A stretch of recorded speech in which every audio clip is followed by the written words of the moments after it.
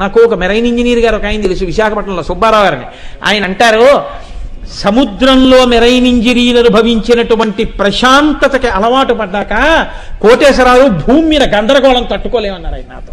నేను తెల్లబోయాను ఆ మాటకి. అయ్యా అదేమిటన్నాను. నిజం.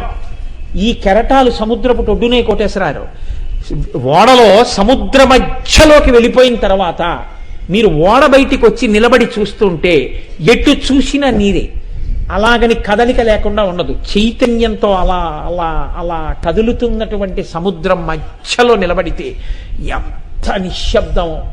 ఆ సముద్ర చైతన్య గాంభీర్య ఘోష తప్ప ఇంకొక్కటి ఉండదు. ఒడ్డుకి రాగానే కుక్కరుపులు పిల్లరుపులు అన్నీ ప్రారంభం. మా పణిబాబు గారు మెరైన్ ఇంజనీర్ చేశారు. ఈ అరుపుల ముందు ఆ ప్రశాంతత ఎంత సంతోషంగా ఉంటుందో, ఆ ప్రశాంతతకు అలవాటు పడిపోయిన వాడు బహుశా ఊరిలో ఉండలేడు. మెరైన్ ఇంజనీర్లలో ఆధ్యాత్మిక కోణం ఉన్న వాళ్ళు ఊరు బయట అందుకే ఉంటుంటారు.